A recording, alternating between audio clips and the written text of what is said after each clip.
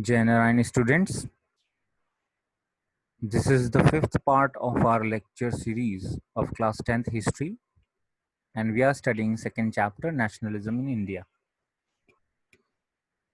Now in this chapter, we had studied about how the non-cooperation and Khilafat movement started, and in this lecture we will study about how different sections of the society, how people from different groups and communities participated in this non-cooperation movement, and how they interpreted the concept of Swaraj given by Mahatma Gandhi. I hope you all are safe at your homes and you are following the message of SMS, which is S stands for soap, M for mask, and the third S stands for social distancing. So let us start our today's session. We are going to have the topic differing strands within the movement. Now you know that the non-cooperation movement began in January 1920. As you studied in the previous lecture, that it was given final assent in the December 1920. So after that, the next month means January 1921, this movement was officially launched, and various social groups participated in this movement with their own specific aspirations and their own interpretation of the concept of Swaraj. All of them responded to the call of Swaraj, but the term meant different things to different people. Now, the first group that we are going to take here is the town. How the people of town participated in this movement. So, the movement starts with the middle class participation, and thousands of students left their government controlled schools as planned by Mahatma Gandhi, that the students will leave their schools and colleges. So the students left their government controlled schools, means the schools which were run by British government. Also, the headmasters and teachers resigned from these schools. Lawyers gave up their practices, and the council election were boycotted.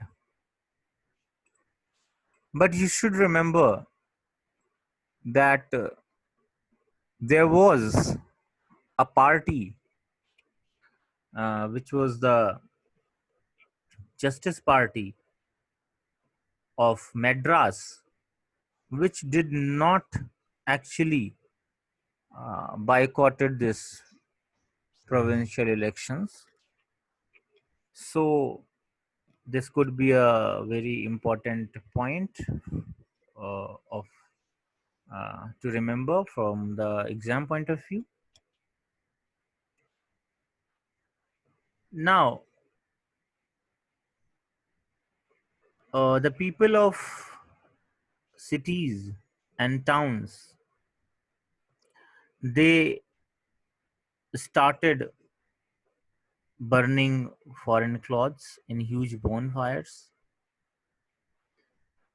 Women, especially, started picketing liquor shops. Now, here the term picketing is very important. Actually, picket means to form a demonstration or protest by which people block the entrance of a shop, factory, or office so that the people could not enter into that shop, factory, or office. So, this way, this movement was spreading in the towns, People were participating in large numbers, and as you can see in this picture, that many newspapers, uh, there were many advertisements, like, or you can say the call from the side of Mahatma Gandhi, that people should uh, gather in rallies, and they should participate in large numbers to protest against the government. So this is one picture where it is said that Mahatma Gandhi will be available on 31st July 1921, and there will be a bonfire of foreign clothes. So Lokmanya Tilak is basically appealing people to participate in this in huge numbers. Also, uh, the as the foreign clothes were being boycotted, the Indian merchants and traders refused to trade in foreign goods, and the Indian textile mills and handlooms uh, started producing more clothes to meet up the demand. Now,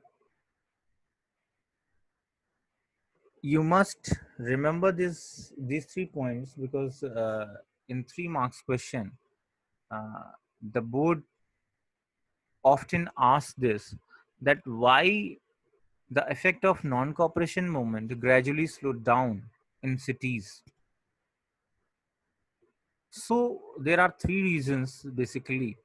The first one being the khadi cloth was very expensive, and poor people could not afford to buy it. So they had to start buying the foreign clothes again,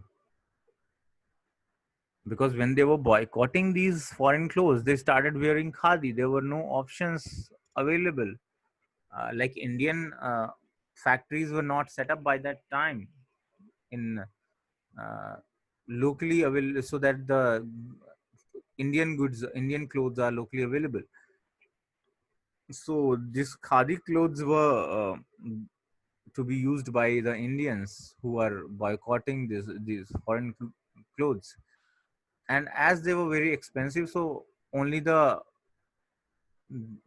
rich people or the middle class people could afford it, but the poor people could not afford it for very long, and they had to start buying the foreign clothes.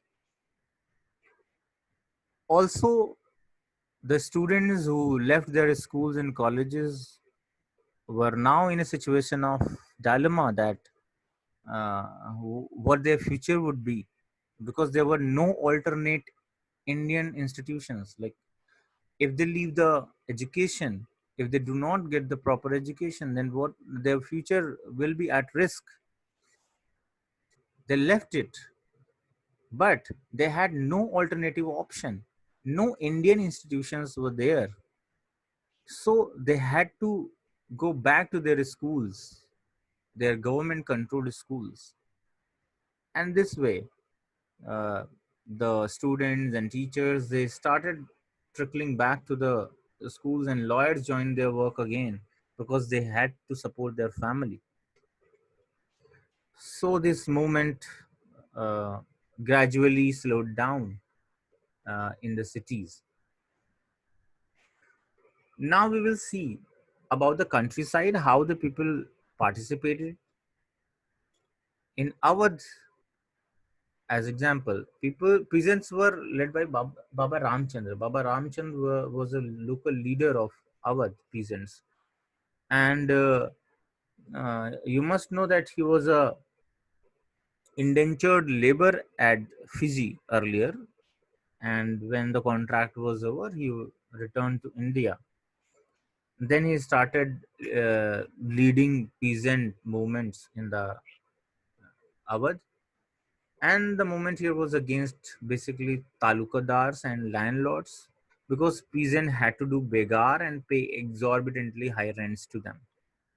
So they were like they had a demand uh, that their rents should be reduced, and they must not be forced to do begar. Begar actually means uh, the labor that villagers were forced to contribute without any payment.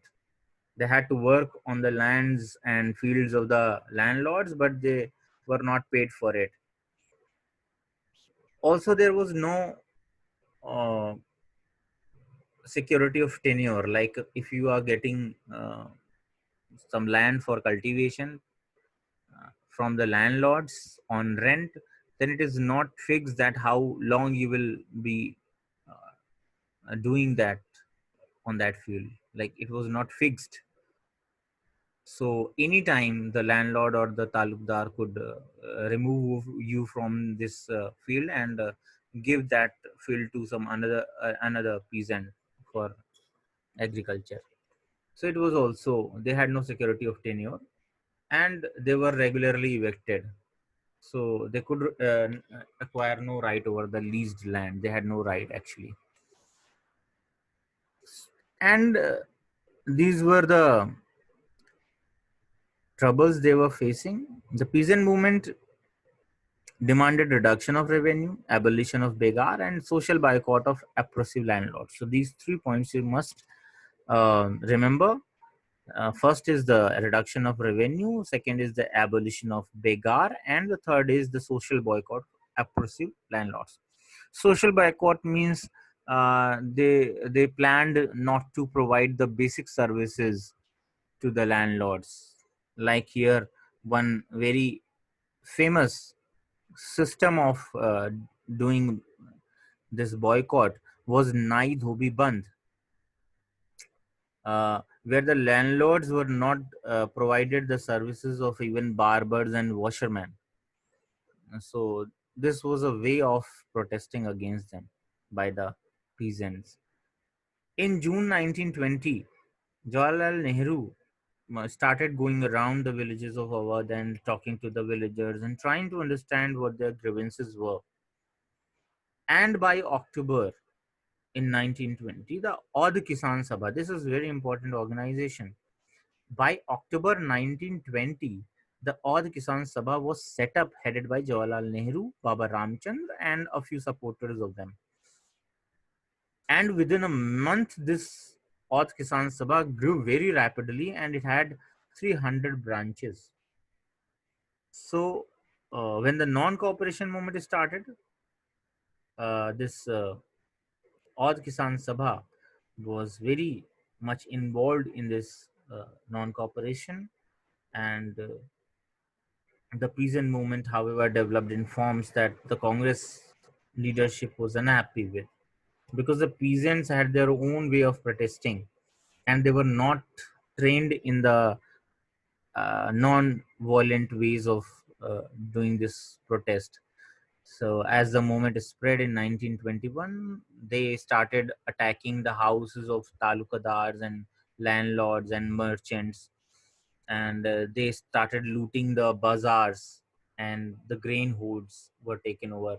So, this movement of peasants got violent somewhere.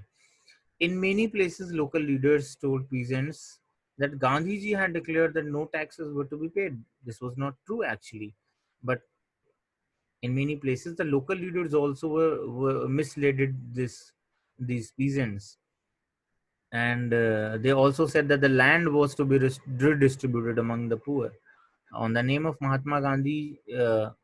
So they were sanctioning all these actions and aspirations. So this was something which really made the leaders of Congress unhappy, and they were actually not doing it right way. And this is why what we are studying, that how different people, different sections of society interpreted the concept of Swaraj. So here you see that the people are interpreting in their own ways.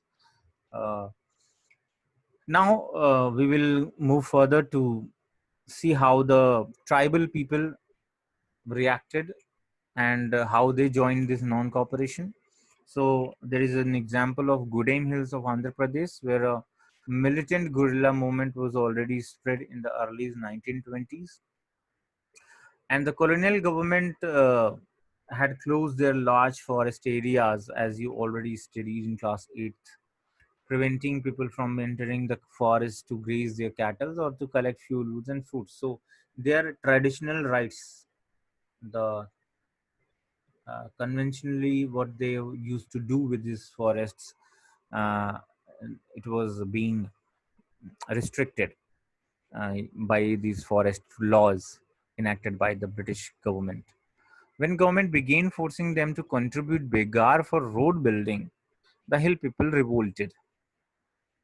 So, and one important thing is that their leader, which was Alluri Sitaram Raju, he was very interesting character, and this question is asked very often in the board exams also, that why uh, the Alluri Sitaram Raju was a very interesting character.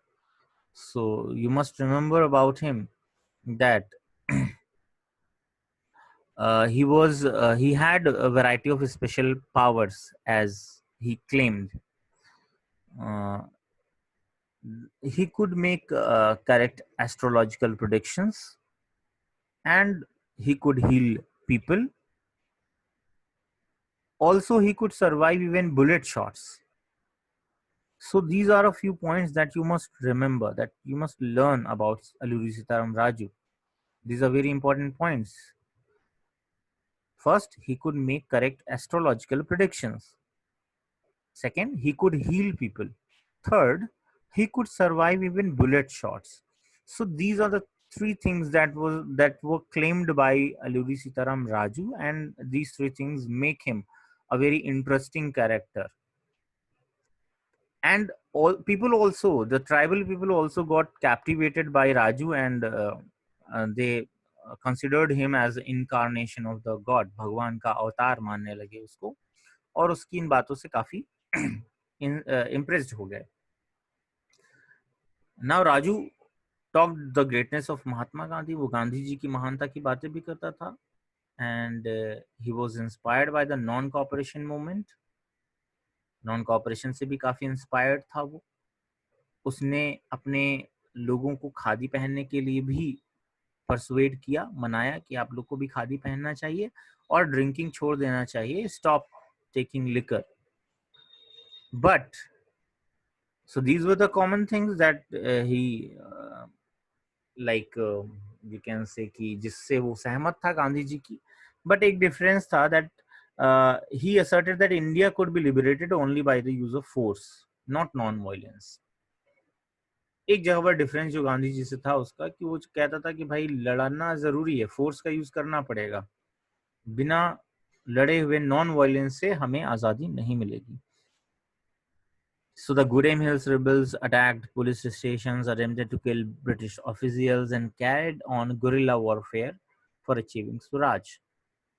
तो इस तरह से movement चलता रहा. उन्होंने अपने तरीके से इस मूवमेंट को लिया, पुलिस स्टेशंस पर अटैक कर देना, ब्रिटिश ऑफिशियल्स को मार देना. सो गुरिल्ला वॉरफेयर टेक्निक्स का यूज करके. Guerrilla warfare is basically used in hilly areas, forest areas, where the people attack suddenly on the officers, police stations, and then they hide back into these mountains and forests. So this is called guerrilla warfare. Now the the Raju was captured and executed in 1924, and over time he became a folk hero. तो finally 1994 में उसको मार दिया जाता है, execute कर दिया जाता है अरेस्ट करके, और वो एक फोक हीरो बन जाता है. अभी भी वहाँ के फोक टेल्स में, फोक सॉन्ग्स में उसकी महानता की कहानियाँ सुनाई जाती हैं. सो this is how the tribal people took this movement, and how they interpreted and participated in this non-cooperation movement, and understood the concept of Swaraj. Now the last community or section of people about which we are going to study is plantation workers. So for plantation workers, freedom meant the right to move freely. उनके लिए आज़ादी, स्वराज, इसका मतलब था कि वो freely in and out move कर सकें. कहाँ से इन एंड आउट की बात हो रही है? The plantation areas where they were enclosed. Actually, there was an act which restricted them from exiting these plantation areas. It was Inland Immigration Act of 1859, where the plantation workers were not permitted to leave the tea garden without permission, and this permission was rarely given to any worker. So when they heard of the non-cooperation movement, thousands of workers defied the authorities. They left their plantations. उन्होंने क्या सोचा कि अभी ये non cooperation start हो गया है, गांधी राज आने वाला है, and now we all are free to go. सबको अपने गांव में जमीनें दे दी जाएंगी, वहीं पर हमको अपना खेती बाड़ी करनी है, वहीं हमें रहना है. Now we do not need to follow the instructions of this authorities. They started defying them. उन्होंने अथॉरिटीज की बात ना मानते हुए वहां से वो निकल गए, and they were caught by the police and brutally beaten up. भाई ऐसा कुछ तो था नहीं. दे सो वही हम लोग पढ़ रहे हैं, how they interpreted, how different people are interpreting the concept of Swaraj. तो उनके लिए दूसरा कॉन्सेप्ट था. उनके लिए ये था कि गांधी राज आ रहा है, अब सबको अपने गांव में जमीनें मिलेंगी, सबको अपने गांव जाना है, वहां पर जाकर के अपने घर परिवार के साथ रह सकते हैं अब हम लोग. जबकि earlier they were not allowed to go out of these plantation areas. For that they needed permission, which was not given to them. उनके ऊपर इनलैंड इमिग्रेशन एक्ट अप्लाई होता था. वहां से वो लोग चले जाते हैं बिना परमिशन के, और फिर वहां पुलिस उनको पकड़ती है रेलवे स्टेशन के पास, और उनको they were beaten brutally and they were taken back to the plantation areas. Now we understood in this lecture how different sections of the society are participating in this movement, and a very you can say shocking incident of Chauri Chaura took place on 5th February 1922, where the police station the police in a police station of Chauri Chaura, 22 policemen were burnt alive by the satyagrahis, the protesters. So Gandhi ji always emphasized on peace and non-violence. So this movement actually deeply hurt him, and he called off this non-cooperation movement. On 10th March 1922, Gandhi ji was arrested and he was sent to jail for 6 years. So this is it for today, and I hope you have understood something. These are some pictures about the Chauri Chaura incident, and thereby the movement ended. Now you have some homework activity. You should do this in your notebook copy. If any queries, you can ask during the live session. Thank you, students. Jai Narayan.